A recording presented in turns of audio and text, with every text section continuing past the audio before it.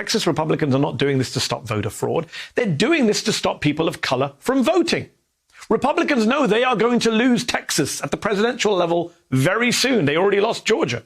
And they want to make sure Texas never enters swing state territory, whatever the cost to American democracy. I want to bring in Beto O'Rourke, a former Democratic congressman from the state of Texas, who's the founder of Powered by People, a grassroots organization to mobilize Democratic voters. Thanks so much for coming on the show. What is your reaction to this new voting bill in Texas, and what can people in Texas do about it? Well, it's pretty bad, and I'm saying this from the perspective of a state that is already the hardest in which to register to vote and to cast your ballot. We rank 50th of the 50 states. So on top of 750 polling place closures over the last 8 years, more than any other state, concentrated in the fastest growing Black and Latino neighborhoods, on top of the racial gerrymander, on top of the most restrictive voter ID laws in the country, we have this legislation that you were just reporting on right now, which limits voting hours and the manners in which people can vote, whether that's 24-hour voting or mail-in voting.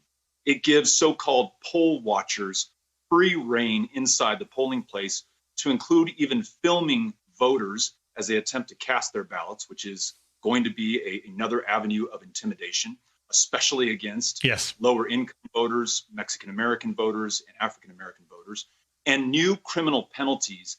And this may be the most insidious part of it, Mehdi, because when you look at what our twice indicted Attorney General Ken Paxton has done with his election fraud unit, 72% of the actions that they've taken have been against Black and Latino voters in the state of Texas, well out of proportion to their representation within the population. So this is targeted at certain voters, namely voters of color in Texas.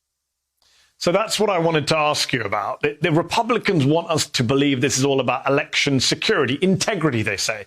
But isn't it really about demographics and race and how Republicans know they cannot hold on to states like Texas going forward, given they rely so heavily on old white voters? The incidence of voter fraud in Texas, it's 0.00004%. You are more likely to be struck by lightning in Texas than you are to encounter voter fraud.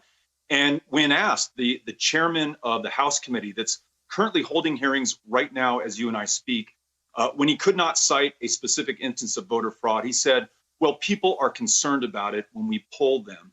They're concerned about it because he and others and the president who trafficked, the former president who trafficked in the big lie, have stirred this up. And now they seek to be the firefighter and the arsonist at the same time, trying to solve a problem that we don't really have, that they made up in the first place. And we don't lack for problems in Texas. 50,000 dead of COVID so far and counting. Nearly 200 died in the winter storm a month ago. This is a new number from the reporting at the Houston Chronicle. Folks who froze to death in their beds, people who died of carbon monoxide poisoning because the state that's the energy capital of North America could not find the power to turn the lights and the heat on. So there are real problems in Texas to pursue. Voter fraud is one of them. So it's great that corporations like Delta and Coca-Cola are finally speaking up about this. But if there's one thing we've learned about the Mitch McConnell Senate, it's that Republicans don't care what other people think about them. They don't care about that. They care about donations. If corporations are speaking up in Georgia, shouldn't they also be doing so in Texas now? I know American Airlines, based in Fort Worth, has. Who else should? Which other companies do you want to see speaking out? And should they be pulling their donations from the politicians backing these voter suppression laws? They absolutely should.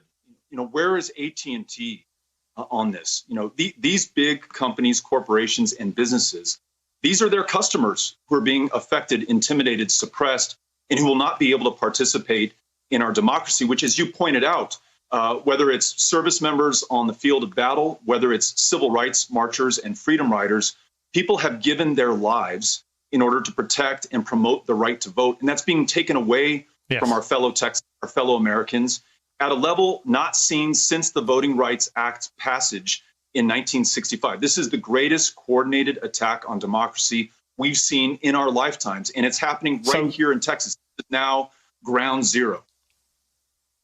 So I'm glad you're describing it in such blunt and direct terms, because that leads me to my next question.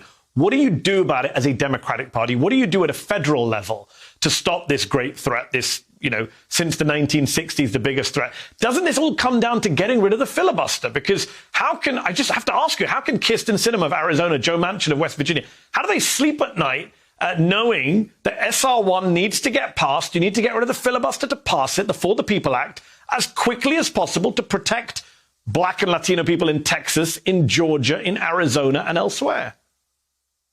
Well, right now, Mehdi, as you and I speak, there are Texans who drove from all over the state to our Capitol to testify against House Bill 6, the companion bill to that Senate bill that passed earlier today. Groups like MOVE, the Texas Civil Rights Project, other grassroots organizations are doing the important work in Texas right now. We need to support them.